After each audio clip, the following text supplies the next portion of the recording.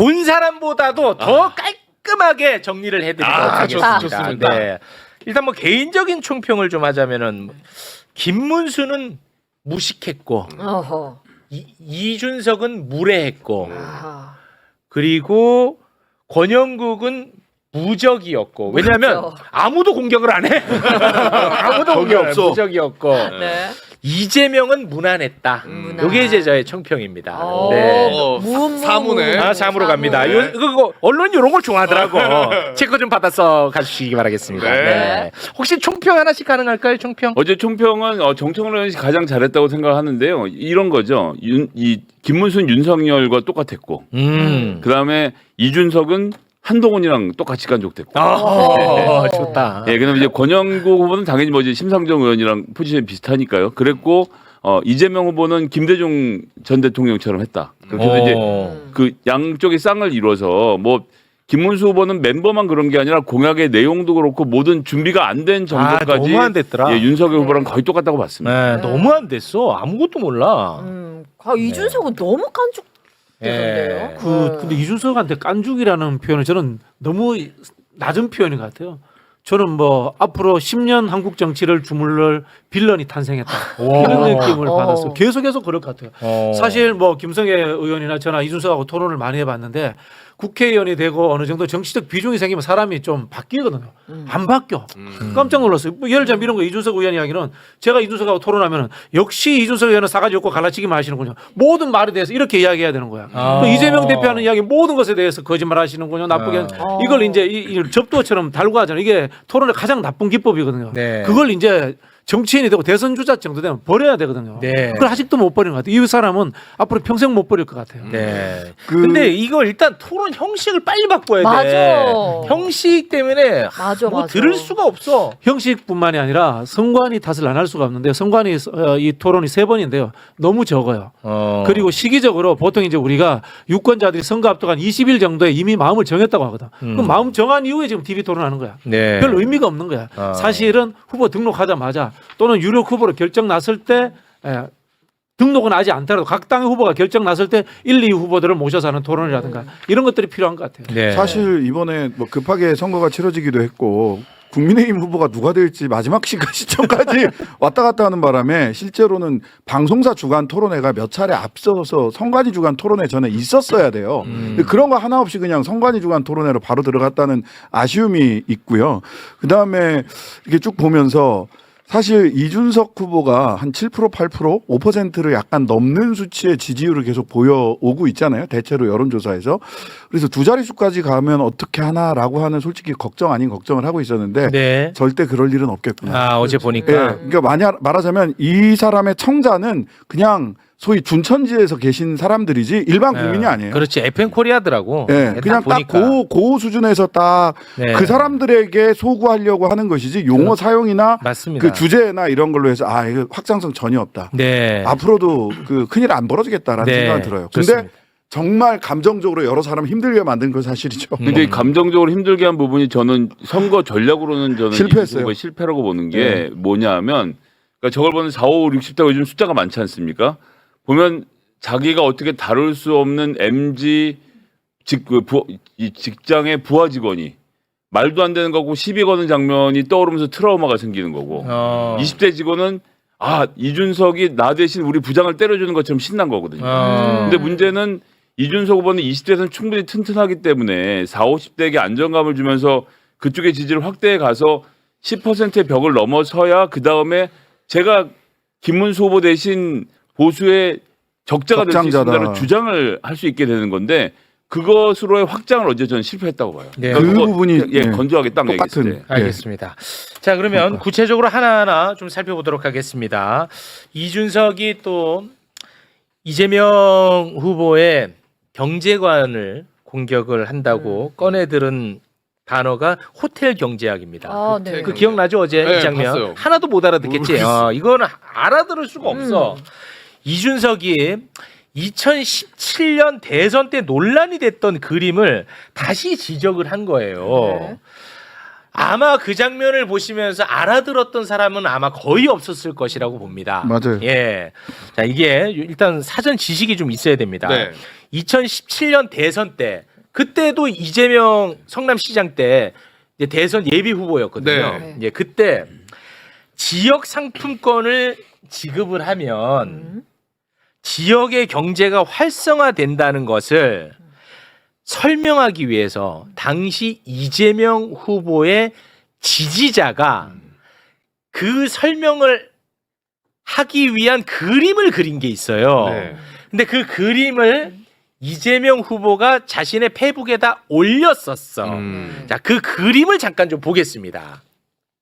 바로 이 그림인데 네. 요렇게 이제 보면은 이렇게 돈 10만 원을 가지고 지역 경제가 이렇게 활성화된다라는 것을 보여주는 그림을 지지자가 그렸던 건데 요걸 이재명 당시 후보가 페북에 올린 거예요. 네. 근데 당시에도 요게 논란이 됐었어. 그 당시에도 예. 과거 기사를 찾아보면 다 나옵니다, 논란이. 근데 당시 이재명 캠프에서 논란이 되는 부분을 다 해명을 했었어요. 경제 전문가가 아닌 지지자가 경제 이론에 맞지는 않지만 지역 화폐를 통해 경제 활성화를 표현하기 위해서 단순화해서 이렇게 그려놓은 네. 거다. 이해를 돕기 여기 위해. 이해를 돕기 위해서 이건 뭐 당연히 경제 이론에 안 맞지. 네. 근데 그냥 극단적으로 이렇게 단순해서 표현한 거다. 이렇게 그냥 넘어갔었어. 그 당시에도 네. 근데 요거를 이제 다시 지적을 한 거야, 이준석이. 이준석이 지적하는 그 장면 영상 보고입니다. 이재명 후보에 대해서 많은 지적이 들어오는 게 호텔 경제 얘기를 들어보셨습니까? 그 본인이 지어낸 말이죠. 그건 성장을 말한 게 아니고 경제 순환이 필요하다는 걸 극단적으로 단순화해서 설명한 거예요. 그럼 그 경제 순환을 했을 때 이게 결국에는 케인지언 승수 효과 같은 것을 노리고 하신 말씀이십니까? 아니면 어떤 취지입니까? 승수 효과 얘기를 한 거죠. 예를 들면 돈이란 고정돼 있으면 있어도 없는 거와 같죠. 근데 한 번 쓰여지느냐, 두 번 쓰여지느냐, 세 번 쓰여지느냐에 따라서 경제가 순환이 되면 그 자체에서도. 그런데 이 그림 그리신 걸 보면은 도는 과정에서 돈이 사라지지 않고 계속 그 한계 소비 성향이 1로 해가지고 계속 돌거든요. 무한 동력입니까 그러면? 그 그림을 그린 것은 내가 그린 게 아니고. 아 본인 말씀하신 거 그대로 그렸던데요. 어디가 잘못된 겁니까? 예를 들면 그건 예일 뿐이다라고 생각하시면 좋을 것 같아요. 호텔이 취소한다는 부분까지 완벽하게 그림의 인들을 말씀하시지 않습니까? 그럼요. 그런 것처럼 경제는 순환이 중요하다. 아니 저는 이재명 후보님께 명쾌하게 좀 해명하실 기회를 드리는 건데 그냥 그게 그런 거다 이러고 가시면 되겠습니까? 저는 충분히 설명해서 이해를 못 하시는 것 같아요. 아 그런 겁니다. 그래요. 네. 제가 좀 쉽게 설명해 드릴게요. 네. 그 호텔과 취소가 들어가니까 사람들이 야 취소했는데 돈이 어디서 돌았어라고 헷갈리시는 것 같은데 그림을 다시 띄워드릴까요? 예, 아니 그림 필요 없습니다. 필요 그냥 없어요? 설명으로 네. 충분히 드릴 수 있어요. 이걸 4대강을 생각하시면 돼요. 4대강 아시죠? 네. 22조 원을 퍼부은 4대강. 네. 22조 원 퍼부어서 바닥에 모래를 파낸 팠어. 거죠. 준설했다 그러죠. 모래가 다시 찼어요. 22조 원 쓴 아무런 효과 없이 사라진 겁니다. 그렇죠. 그렇죠. 네. 그러면 이준석 후보 입장에서는 이랬으니까 22조가 완전히 다 사라진 거라고 주장하는 거예요, 지금. 근데 이명박 대통령 어떻게 설명했습니까? 같은 당에 이명박은 그 22조를 가지고 모래를 그러니까 할 필요 없는 강바닥에 모래 파느라고 22조를 넣었더니 그거 가지고 회사가 그 돈 가지고 지들이 얼마 떼먹고 그다음에 그 돈 가지고 노동자들 고용해서 노동자들이 임금 받고 그 사람들이 모래 판 다음에 나가서 막걸리 사 먹고 막걸리집 사장이 돈 벌고 그래서 돈이 돌아서 그 당시에 금융위기를 이겨낸 거 아니냐라는 것이 이명박 대통령 주장이란 말이에요. 그러니까 국가가 재정을 투입해서 이게 마중물이 돼서 뭐 옛날에 그 무슨 후보댐 이런 거 지을 때도 다 마찬가지인 거 아닙니까? 네. 후보댐에 댐을 지었다고 해서 후보댐에 돈이 쏟아지는 건 아니잖아요.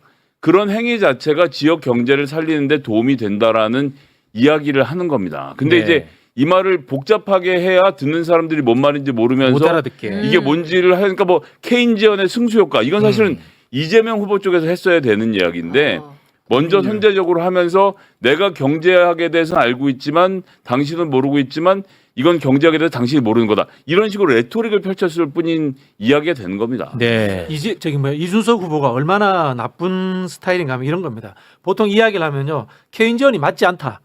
순수 성장 정책을 해서 기업에게 돈을 주는 게 맞다. 이렇게 반대 논리를 갖고 해야 되는데 이 사람은 이야기를 왜 꺼내냐면요. 이재명 법카 이재명 그 기본소득 지역 화폐 이걸 억지로 비난하기 위해서 이걸 예로 드는 거예요. 그래서 담론이라든가 이런 것으로 접근하지 못하고 말꼬리를 잡아서 상대를 비난하는 데 쓰려고 하는 그 수준에 머물고 있다. 그게 뭐냐면 비판을 키베. 그러니까 시간이 너무 기대. 솔직히 지금도 이 얘기 다루는 게 의미가 없어요. 없죠. 사실을 알고 나도 의미가 없어. 근데 우리가 안 다룰 수는 없잖아. 그러니까 저런 토론 태도가 아주 나쁘다는 거야. 그러니까 이게 토론을 사람이 이렇게 토론을 하면 상대방의 이야기를 합리적 핵심을 가지고 근데 그런 저런 근거가 잘못됐다거나 그런 근거에 맞춰서 주장을 하지 않는다거나 이렇게 얘기를 해야 돼요. 전제가 잘못됐다거나 이게 토론하는 방법이에요 기본적으로. 근데 이준석 후보는 어떻게 하냐면 키워드 배틀하는 거 있죠. 키배 맞아요. 네. 막대는 내가.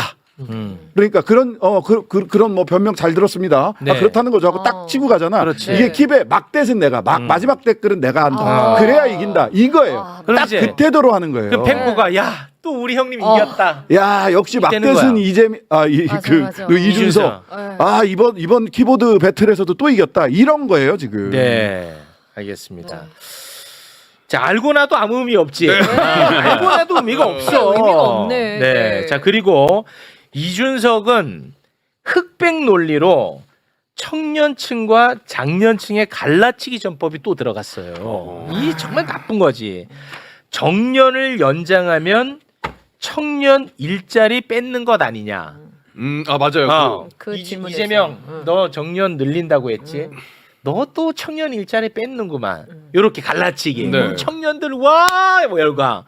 이게 우리 사회에 아무런 의미가 없어요. 팩트 체크를 이따 따로 해주실 거니까. 네. 자, 그 장면 잠깐 보겠습니다. 이재명 후보님 정년 연장을 하실 계획이라고 이제 들었는데 이렇게 되면 젊은 세대의 일자리는 악영향을 주는 거 아닙니까? 글쎄 그 점에 대해서 동의하기 어렵습니다. 젊은 세대도 많이 동의하고 있고요. 젊은 세대의 일자리와 정년이 늘어난 일자리가 반드시 일치하지는 않습니다. 그러니까 매번 이런 식으로 답변하실 것 같으면은 정년 연장도 하고 젊은 세대도 일자리가 늘어난다 이렇게 답하실 거면은 도대체 무슨 토론을 하자는 건지 잘 모르겠습니다. 정년 연장을 했는데 어떻게 청년 일자리가 늘어납니까? 너무 극단적이십니다. 예. 자, 이렇게 보면은 마치 진짜로 이준석을 좋아하는 사람은 이재명이 답을 못한 것처럼 생각할 수도 있거든요. 근데 솔직히 이재명이 답을 잘한 거잖아. 잘한 겁니다. 예. 저희가 이거는 약간 진지하게 얘기를 해야 진지하게 가야 잠깐만 돼. 진지하게 한번 요거는 보겠습니다. 진지하게. 일단 7번 그림 한번 잠깐 보여주시면 저희가 관련돼서 카드 뉴스를 만들어서 이제 중소기업과 대기업의 청년 고용에 미치는 부정적인 영향은 제한적이다라고 쭉 설명을 드렸고 요거는 제가 조금 전에 말씀드렸지만 텔레그램에서 최고 속도 팩스 체크해서 보시면 알 수 있고요. 네. 그다음에 8번 그림을 좀 보시죠. 이게 중요한 그림인데 이게 통계청 그림입니다. 제가 그냥 그린 게 아니라 우리나라 국가통계청에서 그린 그림인데 연령 계층별 인구 구성비에서 2072년 보시면요. 65세 이상이 47%가 돼요. 우리나라 이렇게 됩니다. 점점 더 급격하게 늘어나는 게 2030년, 40년 보이시죠? 25, 34% 늘어나잖아요. 자, 제가 질문 한번 던져볼게요. 지금 국민연금 몇 살부터 받는지 혹시 아세요? 65. 그렇죠. 그렇게 알고 있죠. 네. 아니에요. 올해 국민연금을 받는 사람들은 63세입니다. 맞아요. 이거 사람들이 잘 몰라요. 무슨 말이냐면 원래 60까지 주다가 60부터 줄 수 없게 돼서 65로 바꿔놓고 4년에 한 살씩 차근차근. 천천히 늘어가는 중인데 올해 받는 사람 63부터 받습니다.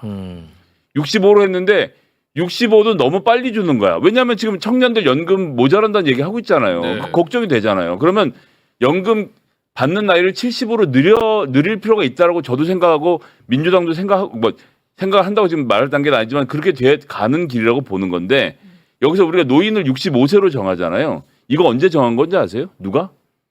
비스마르크가 1890년에 노인들 연금, 국민연금 주자 그러면서 70세부터 주자.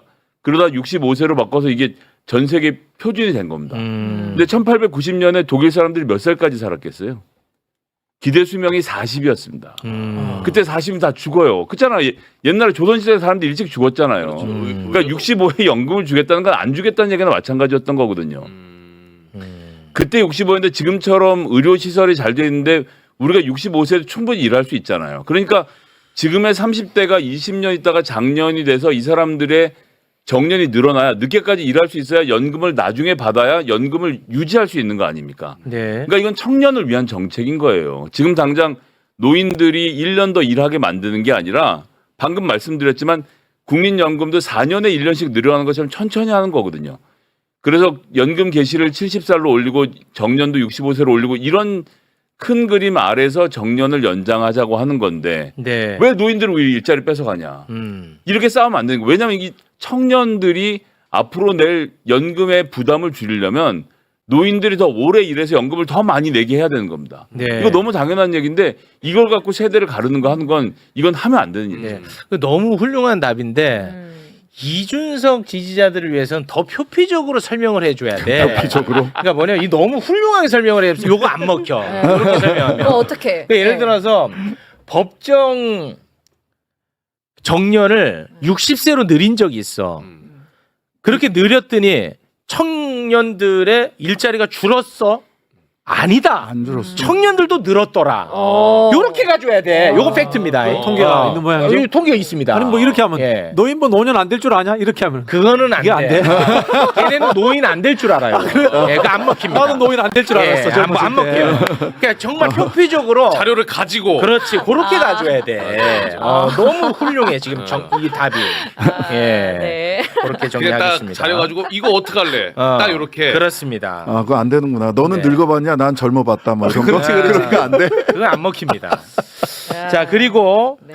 참 또 이런 얘기를 길게 해야 되니까 또 속상한데 그 커피 원가 발언 이게 지금 120원? 주말 내내 이게 그러니까. 난리였고. 왜 이렇게 기사가 많이 나와요? 맞지? 왜? 그 나도 사실 집에서 이렇게 쉬다가 종편을 통해서 이 커피 원가 발언 논란을 접한 거예요. 네. 그 종편만 보니까 어떤 생각이 드냐면 아, 이재명 후보 좀 발언을 좀 조금 정갈하게 하지. 지금 이 예민한 시간. 나 이 생각이 딱 들더라고 순간. 그러고 나서 이제 공부를 했는데 와, 이거 정말 심각해도 너무 심각하다. 오늘 아침까지도 내가 방송 다 봤거든. 네. 실제 이재명 후보의 발언을 듣고 방송하는 사람 내 눈에는 거의 안 보이더라고. 요거 정리하고 갑니다. 네. 네. 이재명 후보가 유세 중에 커피 원가가 120원이라는 말을 해서 커피 자영업자들을 폭리를 취하는 사람으로 만들었다 해서 난리가 난 겁니다. 상황이 야, 이재명이 커피 자영업자들을 폭리 취하는 사람으로 만들었다. 커피 자영업자들 지금 땅을 치고 울고 있다. 네. 너무 눈물로 지금 밤을 지새운다. 이렇게 된 거야. 네. 네. 자, 결론부터 말하면요. 김용태 위원장은 이재명이 하지도 않은 말로 일을 키웠습니다. 일단 네. 오케이. 자, 김용태 페북 올려주십시오. 자, 커피 원가가 120원인데 너무 비싸게 판다. 이렇게 얘기한 적이 없잖아. 민주당 이재명 후보의 발언에 커피로 생계를 이어가는 수많은 자영업자들은 가슴을 쳤습니다. 자, 이거 보시면 아시겠지만 네. 큰 따옴표를 쳤습니다. 인용했다는 겁니다. 그렇죠. 네. 이재명 후보가 이렇게 얘기를 했다는 거예요. 커피 원가가 120원인데 너무 비싸게 판다. 자, 결론부터 말씀드립니다. 이런 발언 한 적 없습니다. 네. 그런데 저렇게 따옴표로 그렇습니다. 전혀 이런 발언 한 적 없습니다. 자, 이 발언이 어떻게 나오게 됐는지 제가 배경을 설명하고 실제 그 발언을 들려드리겠습니다.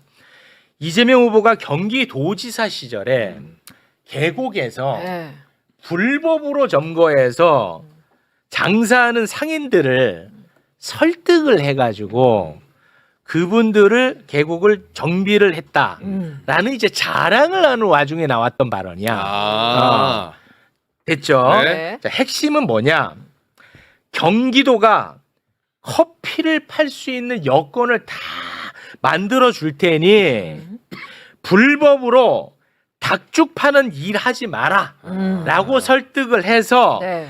불법 영업장들을 다 철거했다라는 이야기입니다. 자, 일단 그 발언을 먼저 듣고 옵니다. 5월 16일 유세 현장 보고 옵니다. 깨끗하게 정비를 해서 많은 사람이 막 오게 한 다음에 거기다가 닭죽을 팔지 말고 커피와 차를 팔아라. 닭 5만 원 주고 해봐야 땀 삘삘 흘리고 막 1시간 동안 고와가지고 팔아봐야 3만 원밖에 안 남지 않냐. 그런데 커피 한 잔 팔면 8천에서 1만 원을 받을 수 있는데 원가가 내가 알아보니까 120원이더라. 예? 커피를 팔려면 그 우중중한 닭죽집이 아니고 깔끔한 카페가 돼야 될 거 아닙니까? 돈 필요하잖아요. 다 빌려줬어요 제가.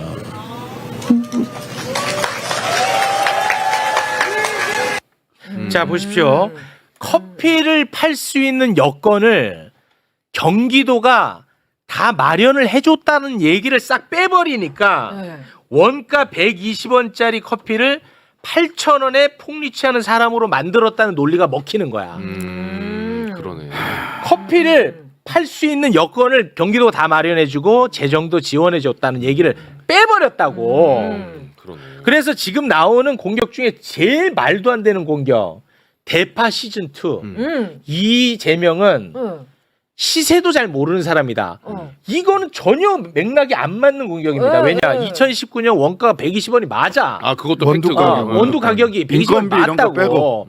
그러니까 그 공격은 아예 맞지 않는 공격. 이해가 이거 완전 됐어요. 폭리를 취하게 만들었다. 폭리를 취하는 자영업자 사장들로 만들어버렸다. 악마화시켰다. 요것도 안 맞는 얘기라고.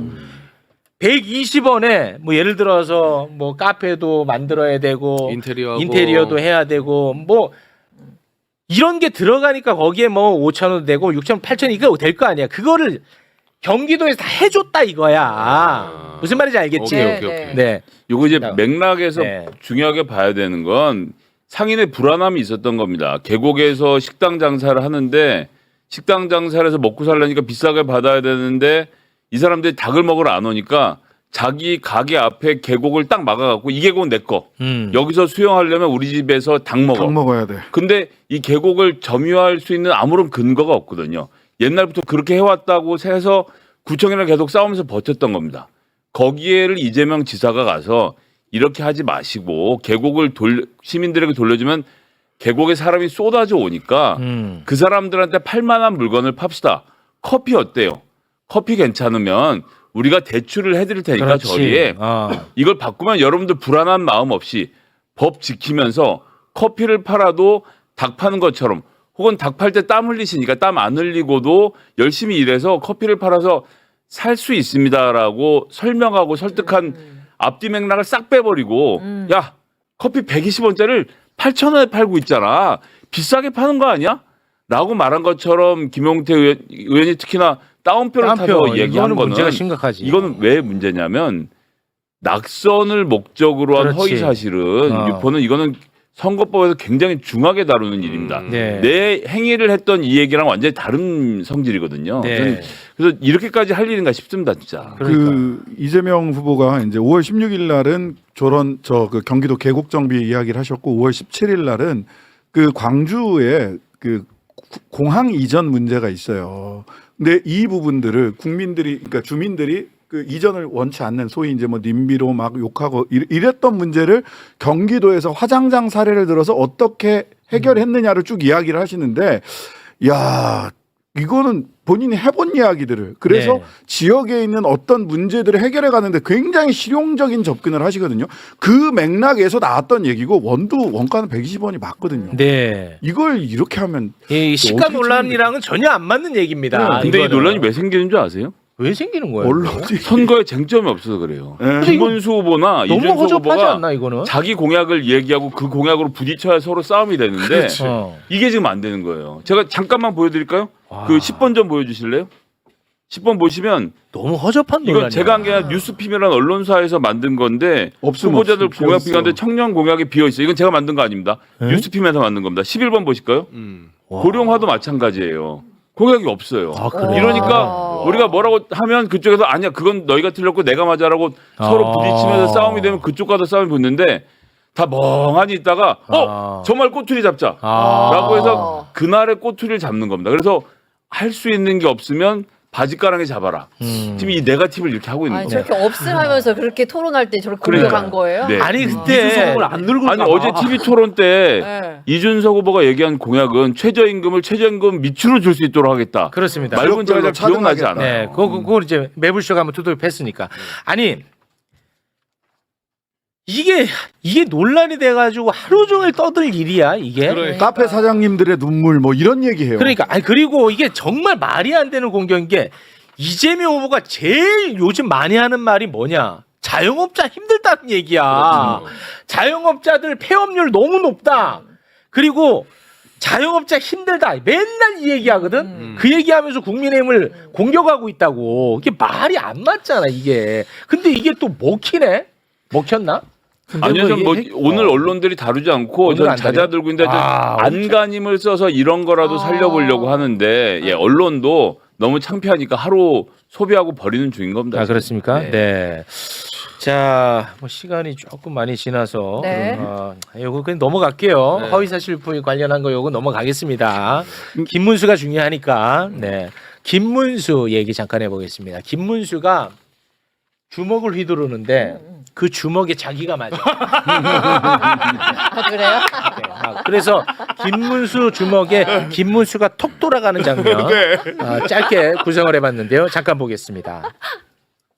이재명 후보님께서는 불법 대북 송금으로 재판을 받고 있지 않습니까? 억지 기소죠. 이화영 우리 부지사가 징역 7년 8개월 받았습니다. 이런 상태에서 지사가 모르는 부지사 이 징역형이라는 거 이거는 가능한 이야기입니까? 저도 도지사를 해봤지 않습니까? 저도 경기도지사를 해보고 우리 이재명 후보도 도지사를 해봤는데 가능하지 않은 이야기인데 어떻게 해서 그렇게 딱 잡아떼시나요? 김문수 후보님 두 번이나 김문수 후보님 측근들이 경기도 산하견에서 정치자금 불법으로 모금해서 처벌받았는데 김문수 후보님 왜 몰랐습니까? 김문수 후보님, 그 기본소득이라는 정책에 대해서 어떻게 생각하십니까? 그건 뭐 말이 안 되는 이야기죠. 그 기본소득이라는 게 말이 안 되는 웃기다, 이거. 이재명 후보도 지금 아마 주장 안 하는 걸로 알고 있습니다. 국민의힘에 입당을 언제 하셨죠? 최근에? 이 웃겨. 제가 입당한 거요? 네. 저는 4월에 했습니다. 근데 국민의힘의 지금 정강 정책을 살펴보면은 기본소득을 실천하겠다라는 내용이 들어가 있습니다. 근데 이것을 알고 그 정강 정책에 동의해서 입당하신 것인지 아니면 정치적 상황 때문에 입당하신 건지 궁금합니다. 그 부분은 뭐 저는 잘 몰랐습니다만. 네. 지금 당 정강 정책대로라면 한다고 돼 있습니다. 말도 안 되는 거라 그랬는데. 처음에는 이준석이 계속 이재명만 때리니까 네, 우리 같이 이재명 같이 하면 때리자는 건 줄 알았어. 기본소득으로. 그런데 국민의힘 정강이. 근데 이 있습니다. 이 있습니다. 네. 예. 김종인 비대위원장이 저 기본소득을 정강정책에 넣은 다음에 당대표가 누가 됐는지 아세요? 이준석이에요. 이준석 대표 때도 기본소득이 있었습니다. 그대로 있었어요. 제가 지금 그 얘기 하려고 그래요. 똑같은 강요한 얘기예요. 사람이에요. 더 나쁜 이준석이 더 사람이다. 나쁜 사람이다. 더 나쁜 그러네요. 자기 턱을 때리면서 그러잖아요. 때린 거죠 지금. 네. 이준석이었어요. 이준석 당대표 때도 저 정강정책 그대로 있었어요. 네. 뭐야? 서로 자해하는 거야? 그러니까 그때도 김문수도 한마디 했어야 돼. 직전 당대표가 그 정강정책 있을 때 당대표가 이준석 후보 아니셨어요? 그러면은 그러겠지. 돌려줬어야지. 이준석은 저는 기본소득 찬성하는데요. 어떻게 하셨습니까? 그 당시에 김종인 박사를 멘토로 모시던 이준석 후보가 냈던 책에 보면 기본소득이 필요하다는 얘기가 책에 나옵니다. 그러니까 예. 이건 저거는 여기서 자기가 할 얘기는 아니었어요. 본인이 할 얘기 아니에요. 사실 자해공갈 같은 거예요. 자해공갈. 야, 근데 약간. 근데 자해공갈에 김문수가 넘어가는 거야 지금. 넘어가요. 너 자해공갈 하지 마. 예. 라고 얘기를 했어야 돼. 요게 그나마 하나 웃기더라고. 김문수 신나서 기본소득 말도 안 되는. 그래 이재명 우리 한번 같이 한번 두들겨 패자. 준석아, 나는 기본소득 말도 안 된다고 생각해. 그래 깜짝 놀라더라고. 뭐야 이 새끼 왜 나를 공격해? 요거 재밌는 포인트였습니다. 네. 오늘 뭐 준비한 게 굉장히 많은데 하나 정도만 더 하고 마무리 짓겠습니다. 네.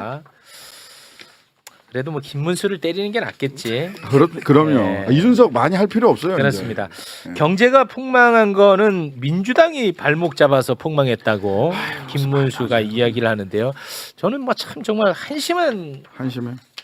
이거는 하지 않게 이거 빼고 노동부 장관이었으니까. 네. 김문수. 네. 노동부 장관이었으니까 노동에 대한 인식 그걸 우리가 보는 것도 중요하잖아요. 그렇죠. 근데 노동에 대한 인식이 진짜 처참합니다. 중대재해처벌법은 노동자가 일하면서 최소한 죽지는 않게 해야 되지 않겠냐 해서 만든 법입니다. 네. 그게 중대재해처벌법입니다. 근데 이거에 대해서 악법이라고 얘기해. 노동부 장관이 노동운동 했다는 자가 경사노위 위원장이었던 자가 노동자를 위한 법을. 그러면서 또 엉뚱한 얘기를 합니다. 그 장면 잠깐 봅니다. 하루에 6명의 노동자가 출근해서 집으로 돌아오지 못하고 있습니다. 그런데 여야 합의로 만든 중대재해처벌법이 악법이라고요? 저는 제2의 윤석열을 보는 것 같습니다. 노동자의 생명과 안전을 이렇게 무시해도 되는 겁니까? 답변하세요. 중대재해처벌법은 처벌 위주의 법입니다. 그런데 산업재해를 없애기에는 예방 위주로 가야 됩니다. 사람 죽고 난 다음에 그 사업주를 처벌한다고 해서 재해가 그러면 줄어듭니까? 사망자가 줄어듭니까? 그래서 저는 예방 네. 위주로 가야지 듣겠습니다. 처벌 위주로 끝까지 듣겠습니다. 잘못이라고 봅니다. 아유, 아니 처벌 안 당하려고 사전에 안전에 대해서 준비하고 하면은 그 예방이 되는 거지. 근데 물론 이 법 자체가 지금 예방 효과도 없을 정도로 좀 너덜너덜해졌어요. 아니, 너무 심각해. 지금 이 3년이 됐는데 실형 선고받은 사람이 한 명밖에 없어. 사람은 계속 죽어나가는데. 자, 우리 얘기는 약간 살짝만 진지하게 하면 일단 내가 이거 들으면 실소가 터지는 게 그 김문수 후보가 아마 자유통일당에서 정광훈 목사랑 같이 거기서 뭐 당대표하고 이러던 2021년이라서 이 국민의힘 사정을 잘 몰랐던 모양인지라고 제가 비아냥이 되겠는데요. 중대재해처벌법은 2021년 1월 8일에 예, 더불어민주당하고 국민의힘이 합의해서 처리한 법안입니다. 합의 처리 네. 법안이에요. 그리고 그때 국민의힘의 박대수 의원이 2023년도 국정감사에서 또 뭐라 그랬냐면 22년 한 해에 산업재해로 입는 경제 손실이 33조라고 발표해요. 나라 꼴이 이렇게 되면 안 된다라고 해서 지금 중대재해처벌법을 만든 건데 그 당의 의원들이 무슨 말을 하는지도 모르고 합의 처리한 것도 모르고 날치기라 그러면 뭐라고 말할 적이 있겠지만 지금 저희가 이게 막 걸레처럼 됐다라고 말하는 것도 이렇게 망가졌다는 거 누더기가 됐다고 하는 것도 사실 합의 처리 과정은 그렇게 된 건데 그렇습니다. 네. 그 합의 처리했다는 것도 못 받아들이겠다고 하는 사람이 원외에서 태극기 들고 애국 세력 막 이런 거 할 수 있지만 원내에서 대통령을 할 수 있을 정도의 정치 감각과 의식이 있는 것인가 전 정말 걱정이 됩니다. 네, 진짜 처참하더라고요. 아, 오늘도 아침에 뉴스에 뭐빵 공장에서 네. 노동자 한 분이 끼어서 돌아가셨다는 맞습니다. 소식을 들었거든요. 네. 네. 아니 근데 이 법이 버젓이 존재하는데 왜 그 또 사법부에서는 이게 그러니까 우리나라 산업재해 74%가 추락김 충돌입니다. 아니 떨어지는 거예요. 예, 뭐 과로해서 뭐 이런 것도 아니고 그냥 기본적인 안전 수칙을 안 지켜서 죽는 사람이 전체 그러니까 산업재해 74%라는 현실이 있으면 이걸 좀 개선해야 되잖아요. 그러니까 합의 처리를 했을 때 국민의힘은 그나마 그래도 차근차근 해보겠다라고 하는 생각이 있었던 거예요. 근데 윤석열이 들어서면서 윤석열이 후보 시절에 그때 안양에서 산재 사고가 나는데 야 그거는 노동자가 잘못했는지 먼저 따져봐야지라는 얘기를 해요. 그러면서 중대재해처벌법이 말이 안 된다 이런 취지의 얘기를 하거든요. 네. 그 다음부터 태도가 계속해서 중대재해처벌법이 악법이다, 중처법 악법이다 얘기를 하는데 그걸 그냥 단순 반복하는 겁니다. 노동부 장관까지 했던 사람이. 심각해. 그러니까 윤석열 대행이에요. 윤석열 대행 후보입니다. 네. 윤석열 대리 후보고. 아니 지금 계속 이 중대재해처벌법 때문에 기업 운영이 안 된대. 안 되긴 뭘. 근데 실형 선고받은 사람 한 사람밖에 없다니까. 사람은 계속 죽어나가는데 근데 뭐 이것 때문에 기업을 운영할 수 없다고 이거 악법이라고 없애야 된다는 말이 되냐고. 사람 죽이면서 돈 아. 벌어서는 안 되죠. 기업 안 해야죠. 이제 그 정도 할 그만해야죠. 거면. 그런 시대에 지나야죠. 그렇습니다. 네. 근데 어제 그래도 그 이재명 후보께서 노조법 2조 3조 노란봉투법 네. 해야 됩니다. 무조건 해야 된다. 라고 굉장히 명확하게 말씀을 하셔가지고 네. 네. 노동계 쪽에서는 굉장히 환영하는 분위기입니다. 그 자꾸 중도화라는 것이 타협하고 절충해서 누더기법을 만드는 것이 아니라 음. 노동자 농민들이 요구하는 법도 해주고 그다음에 성장도 해주고 양쪽으로 운동장을 크게 쓰는 그런 전략을 계속 끌고 나가야 돼요. 네. 야, 근데 노동부 장관 했던 사람이 계속 반노동적인 이야기를 계속 하더라고 어제도 하루 종일.